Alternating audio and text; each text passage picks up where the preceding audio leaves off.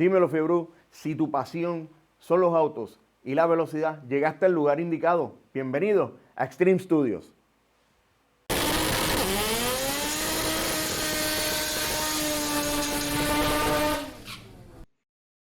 Saludos amigos fanáticos, bienvenidos una vez más a Extreme Studios. Este que te habla es Mike Rodríguez, que te invita a que te suscribas a mi canal y comparte este contenido, dale like, oye, y dale a la campanita para que te lleguen estas notificaciones que todo el mundo anda buscando.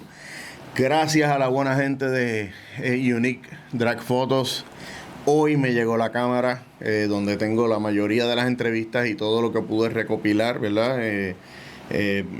Todos los videos que pude grabar el fin de semana de las Yellow Bullets. Ya tenemos el material aquí. Gracias a Frankie y a Ginette por esa, ¿verdad? Ese compromiso para con nosotros. Hicieron que la cámara llegara y que nosotros pudiéramos continuar compartiéndoles, ¿verdad? Todo lo que logramos recopilar en ese evento. En esta ocasión, ¿verdad? Voy a estar haciéndole una entrevista a Brian. Brian es un americano, es un amante de los motores de Volkswagen, mecánico ¿verdad? De motores de agua de Volkswagen, y él nos va a contar, ¿verdad?, cómo la influencia de los vehículos de los latinos, específicamente de los puertorriqueños, lo llevó a crear esta plataforma Sirocco, ¿verdad? Volkswagen Sirocco. 3/4 de chasis, en fin, no voy a hablar mucho. Aquí está la entrevista, espero que la disfruten, pero no sin antes darle las gracias a la buena gente de 787 Auto Body, gracias a la buena gente de Abraham Towing, Fueltech y USA, que fueron los que hicieron posible esta cobertura, y también la colaboración de John Kelgardi. Corillo, no vamos a hablar mucho, aquí está la entrevista con Brian, espero que la disfruten. Saludos, Corillo, nos encontramos aquí en la pista de Cecil County. Estoy con un tipo sumamente especial porque trajo un proyecto único en su clase y vamos a estar hablando en inglés, ¿verdad? Porque obviamente, ¿verdad?, el hombre habla inglés. Y estoy aquí con Brady Hort. Brady, thank you for giving me the opportunity to have you here with Extreme Drag Photos. That's my project in Puerto Rico. And first of all, I really want to know how a guy like you build a project like this. Now, this was something that was a long-term project for me. I started out racing these in front-wheel drive, and we were running turbo cars for a long time back in the late 90s and early 2000s, and then decided I wanted to build a full-tube chassis car. Ended up building a couple chassis on this same body style, and then this iteration of it, the third generation that I built, started in 2016. It took me a good bit to accomplish. So everything was taken in my two-car garage that I have at home. Yeah. We have a lot of Corrados rear-wheel drive in Puerto Rico. You also know Ivan. You also know everybody there, you know? Yes. But what happened in your mind at the moment to pick a right car, a right body to build? Why a Sirocco? This is something that I had when I was back in school, when I was a younger guy. Started out with these. I worked with air-cooled Beetles. Like I said, I went with the front-wheel drives at first with turbo cars. Got tired of breaking parts, so then that's where this dream came alive. That's when I started saying, okay, I want to build something fast, and I want to be able to go out and do what I saw at the Pan Am's at ACO many years ago, and come out and have some real fun and go real fast. I'm impressed because when I take a look at the story, the 3/4 chassis is something that born and raised in Puerto Rico. Mm-hmm. But when I see your car, it's a real 3/4 chassis, like an old school car that we have. Do you have something in mind when you build the car in like this and not take everything together and put a full chassis on it?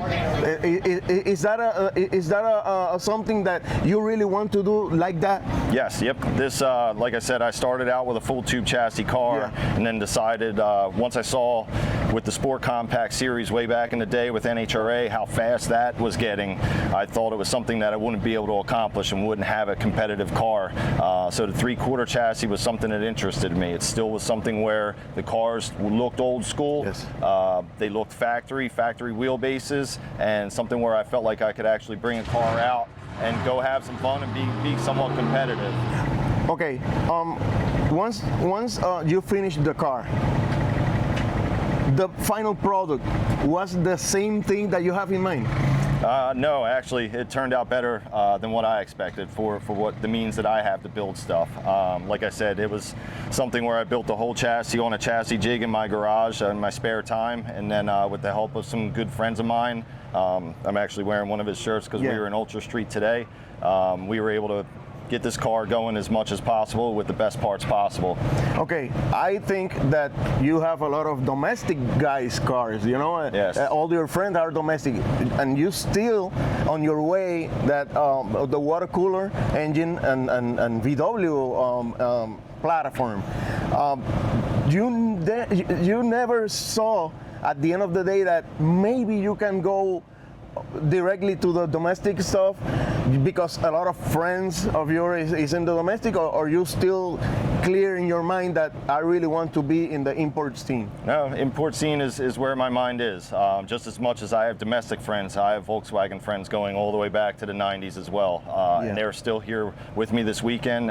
They were helping me with the build as well throughout the years. So it's something where I wanted to get out with them and try and have us have a fun car to go out and compete with. And then hopefully they would decide they want to come out with something else, or they have cars that are in the works and we can get as many cars out as possible so we can support the import scene. Yeah, the import scene right now in the north have a few good things, like Maryland. You know, the big competition right now is there in the north. Yes. Do you see yourself eventually going to Maryland and compete against us with your car? That was the goal. Right now, I know the car is definitely not fast enough for that. I don't meet the qualifications for it, but it's something that we're going to strive for sure. It was basically built on World Cup rules, and it fits that parameter. So hopefully that class stays there and is something that I can continue in the future once we progress with the car more. Definitely, I love your car because it's something like I love. You know, I'm a Volkswagen guy too. But tell me something about the car. Right now you have a VR6 engine, right? Yes, sir. Is it 3.2 or 3.6? 3.6 liter. 3.6? Yep, so it's a newer Touareg motor. It's out of a 2012 Touareg. Okay. Hooked to a G-Force transmission. I went with Eric Luzinski on my clutch program with the Easy Motorsports clutch. And then everything else is pretty much standard domestic car, from the 9-inch rear in the rear, and then just strange brakes and everything all around. Turbo is Precision Turbo, Pro Mod 85. I'm gonna get a lantern fly off of you. Oh, that's part of the game. Yep, all weekend we had them. Yeah. So yes, the turbo is an old Pro Mod 85 millimeter off of an X275 car that belonged to my cousin. So just running on a hand-me-down turbo right now to get things going, and then we'll see where it takes us in the future. What do you have in your mind? Do you think you have enough power and the machine to run in 6 seconds constantly with your car? You think in the moment everything goes aligned, you think it's going to be competitive in the 6 seconds? We'll see. I got to see whether or not this newer style VR6 can actually hold some power and get our clutch program under wraps and get that under control, and then we'll see how close we can get to that number. Right now we're just in testing phase. This was completed at the end of last year, so we've only have a handful of passes on it. But I think we could come out and possibly compete.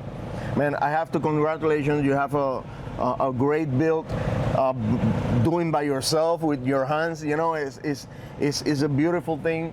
To see a old school Sirocco in the class, and I appreciate that you take the time to compete against us. All the guys down there, I feel a lot of respect with the car because it's something different, and they are very happy that you being here, you know, to respond to the class. Do you think next year we are going to see this machine against the Puerto Rican cars again? Yes, absolutely. Whether or not I can stand up to them and compete to them, they're all a bunch of legends down there. They're super fast cars, super appreciative of their support and chatting with them, and I appreciate everything that they had to offer and their hospitality. Man, you're more than welcome to our family, and thank you for taking this time for me and make this little interview. Corillo, aquí tenemos a Brady Hort, con este precioso carro. Y, mano, cada vez que lo vean por allí, saquen fotos, vayan donde el pana, porque el pana de verdad que atiende a todo el mundo muy bien y ya es parte de la familia de los Impol. Así que, corillo, seguimos con más de aquí desde las Yellow Bullets.